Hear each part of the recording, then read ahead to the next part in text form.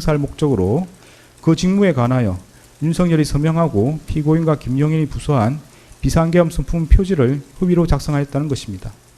이에 대하여 피고인과 변호인은 피고인은 강의로부터 비상계엄 선포문 표지에 서명을 요청받으면서 별다른 설명을 듣지 못하였고 그에 부착된 비상계엄 선포문이 자신이 소지한 문서와 동일하다는 취지에서 서명하였으며 문서의 기재 내용이 객관적 사실과 부합하므로 비상계엄 선포문 표지가 허위 공문서에 해당한다고 할 수 없고 피고인에게는 허위 공문서라는 인식과 이를 행사할 목적이 없었으며 피고인은 윤석열, 김용현 강의구와 공모한 사실이 없다고 다투고 있습니다.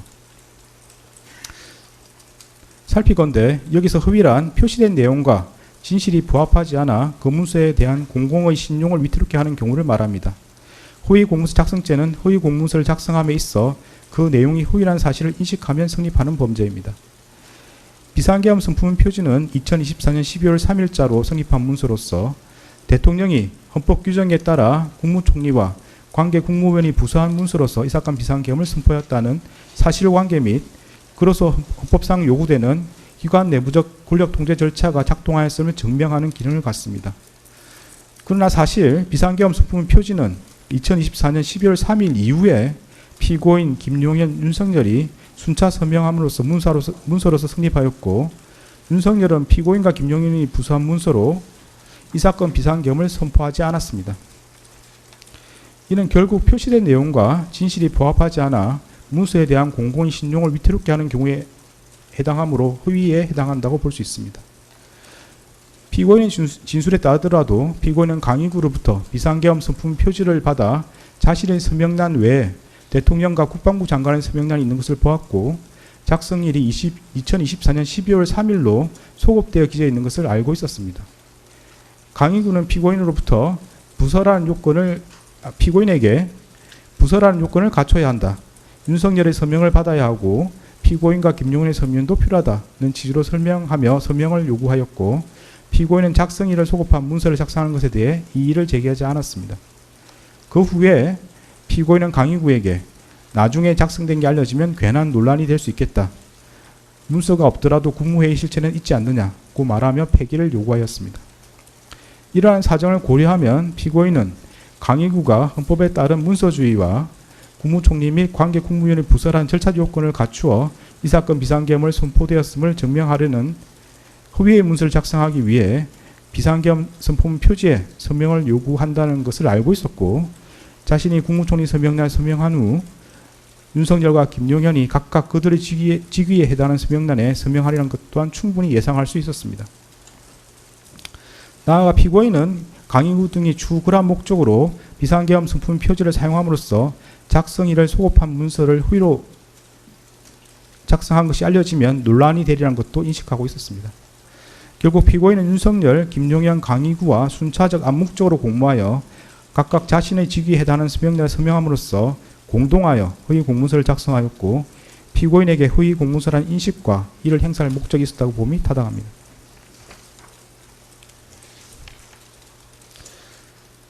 허위 작성 공문서 행사 혐의는 무죄입니다.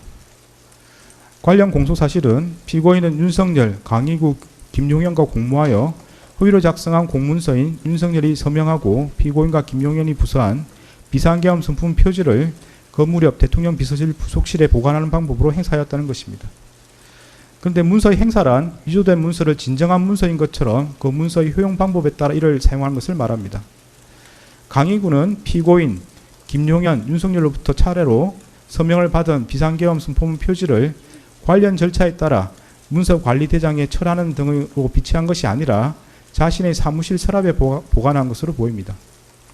특별검사가 제출한 증거만으로는 강의구가 비상계엄 선포문 표지를 그 효용 방법에 따라 사용했다고 보기 어렵고 달리 이를 인정할 증거가 없습니다. 이 부분 공소사실은 범죄 사실의 증명이 없는 때에 해당하므로 형사소송법 325조 9단에 따라 무죄를 선고합니다. 대통령 기록물 관리에 관한 법률 위반, 공용서류 손상 혐의는 유죄로 인정이 됩니다. 관련 공소사실은 피고인은 2024년 12월 8일 강의구에게 전하여 사후에 문서를 만들었다는 것이 알려지면 또 다른 논쟁을 낳을 수 있으니 내가 서명한 것을 없었던 것으로 하자는 취지로 말하면서 허위로 작성된 윤석열이 서명하고 피고인과 김용현이 부수한 비상계엄 선품 표지를 폐기해 줄 것을 요청하였고, 윤석열은 2024년 12월 10일 서울 용산구 소재 대통령 관저에서 강인구로부터 위와 같은 피고인의 말을 보고받고 강인구에게 총리의 뜻이 그렇다면 그렇게 하라는 취지로 말하여 그 문서를 폐기할 것을 승인하였으며, 이에 강인구는 그 무렵 위와 같은 피고인의 요청과 윤석열의 승인을 받아 대통령 비서실 부속실에 보관하고 있던 그 문서를 세 단계에 넣어 파쇄하는 방법으로 폐기함으로써 피고인은 강인구 윤석열과 순차 공모하여 무단으로 대통령 기록물인 비상계엄 선품 표지를 손상함과 동시에 공무소인 대통령실에서 사용하는 서류인 같은 문서를 손상하였다는 겁니다. 이에 대하여 피고인과 변호인은 피고인은 자신이 서명한 비상계엄 선품 표지에 추후 윤석열이 서명할 것임을 알지 못하였고 이를 예상할 수도 없었으며, 피고인은 그 문서가 추후 김용현과 윤석열의 서명을 거쳐 완성된다는 것도 알지 못하였고, 피고인은 강의구에게 자신이 서명한 부분 폐기를 요청하였을 뿐 문서 전체를 파쇄를 요구하지 않았으므로 피고인에게 그 문서가 대통령 기록물 또는 공용 서류하거나 이를 폐기 또는 손상한다는 고의가 없었다고 다투고 있습니다. 먼저 비상계엄 선품 표지는 대통령 기록물 및 공용 서류에 해당한다고 인정됩니다. 구체적인 이유는 다음과 같습니다. 대통령이 비상계엄을 선포하려는 경우 문서로서 하여야 하고, 그 문서에는 국무총리와 관계 국무위원인 국방부 장관이 부서해야 합니다. 비상계엄 선품 표지는 대통령의 직무수행인 비상계엄 선포와 관련한 기록물에 해당하고, 국무총리와 관계 국무위원이 부서하고 대통령이 서명함으로써 대통령의 국법상 행위에 대한 문서주의 원칙을 실현하는 기능을 합니다. 이러한 사정을 고려하면 비상계엄 선품 표지에 피고인과 김용현이 부서하고 윤석열이 서명하는 것은 결재권자의 결재에 해당하므로 이로써 공문서로 성립하고 그에 따라 대통령 기록물로 생산되었다고 할 수 있습니다.